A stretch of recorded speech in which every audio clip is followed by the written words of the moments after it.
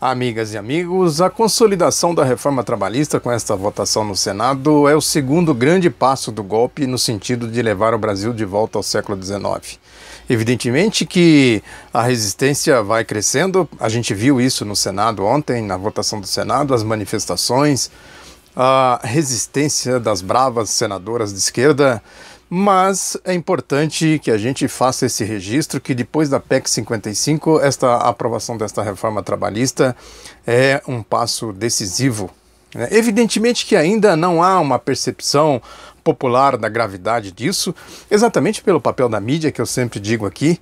Enquanto a gente tiver esse sistema de monopólio midiático, que são cartéis, é um cartel, melhor dizendo, que agrega várias máfias que controlam aí com mão de ferro os meios de comunicação, a circulação de informações, de opinião ou de opiniões no nosso país, fica difícil fazer uma contestação de massa, uma compreensão exata do que isso significa. A gente viu aí o desfile de cinismo, principalmente dessa turma do Grupo Globo, com gráficos, com mentiras descaradas, que não tem aqui como fazer aqui uma contestação, mas isso é de fácil contestação. Essa história, por exemplo, de dizer que os trabalhadores mais pobres serão beneficiados, beneficiados como? Ou seja, eles procuram nivelar por baixo, trazer os que têm alguma formalidade para o campo da, entre aspas agora, a formalidade, que na verdade seria a formalização da informalidade, para dizer que quem está sendo mais beneficiado são exatamente os trabalhadores mais pobres. É uma clara confusão, manipulação, bem típica desses cínicos que desfilam aí na mídia, exatamente para fazer o papel de publicista do golpe. Então, fica aí, portanto, esse desafio de a gente ir cada vez mais ampliando os caminhos, os meios, para a gente contestar o programa do golpe, a essência do golpe. Porque é evidente que num processo democrático, num processo de livre circulação de opinião e de informações, eles não teriam possibilidade nenhuma de fazer o que eles estão fazendo. Não teria nenhuma possibilidade de ter alguma credibilidade esses discursos desses cínicos, que vivem por aí, não só na mídia, mas também lá no parlamento, no Senado. A gente viu Magno Malta, um traficante da fé, Álvaro Dias, conhecido corrupto, essa turma toda foi escalada, Ronaldo Caiado, essa turma toda foi escalada para fazer exatamente esse papel, gente desqualificada, desclassificada, gente que vive atolada, visivelmente atolada no mundo da lama, fazendo discursos moralistas, foram lá para o Conselho de Ética do Senado contra as senadoras que fizeram a resistência, e que depois a gente viu aí na mídia, repito, principalmente esses cínicos do Grupo Globo, falando verdadeiras barbaridades contra as senadoras que fizeram a resistência, contra os trabalhadores, contra o movimento sindical, contra os sindicalistas, contra quem tem consciência de que eles são vigaristas, que eles estão roubando o povo. É uma guerra suja que eles fazem. Num processo como foi o processo da eleição de 2014, que houve a possibilidade de um mínimo de debate, um mínimo. Porque ali já teve sujeira da grossa, o papel que o Aécio Neves fez, arregimentou todo um time de mentirosos profissionais, claramente a serviço dessa direita mais corrupta, mais parasita, para formular programas dito de modernidade, etc. e tal, quando foi para um mínimo de debate com a então presidenta Dilma Rousseff, candidata à reeleição, ele foi desmascarado.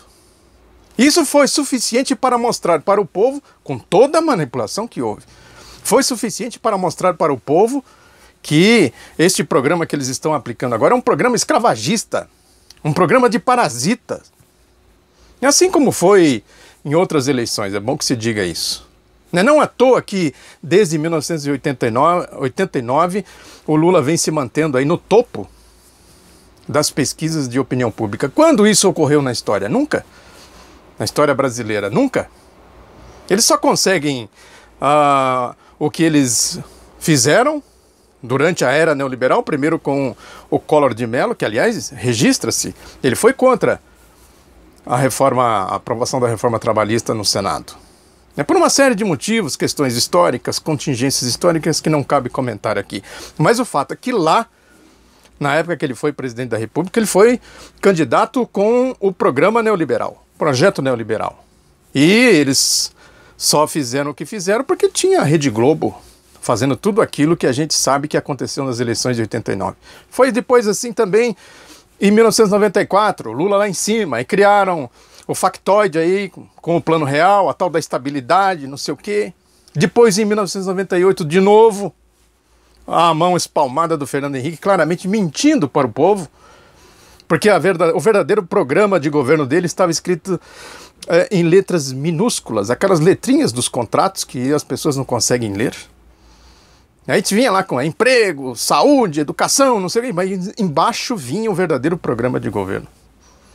E depois teve aí o ciclo Lula e Dilma, que eles só conseguiram debelar com esse golpe aí para fazer o que eles estão fazendo.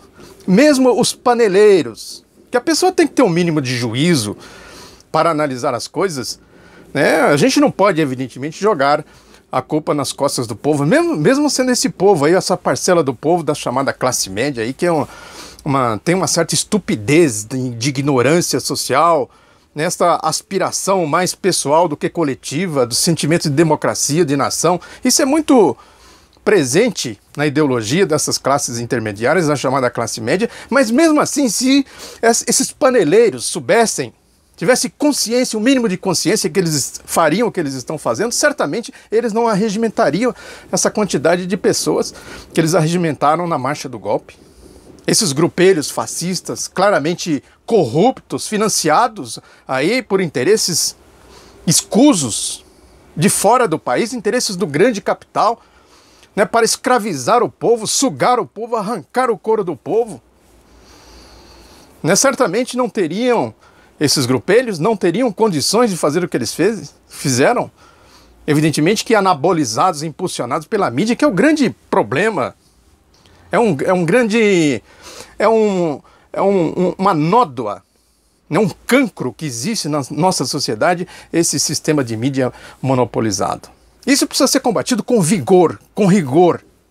E talvez o movimento sindical, o movimento popular, o movimento democrático, o conjunto dos movimentos sociais democráticos ainda não tem uma devida consciência do que isso significa. Eles estão numa campanha frenética, impressionante o que eles estão fazendo desde ontem à noite, hoje de manhã, né, no sentido de dar legitimidade para esse absurdo que eles acabaram de aprovar.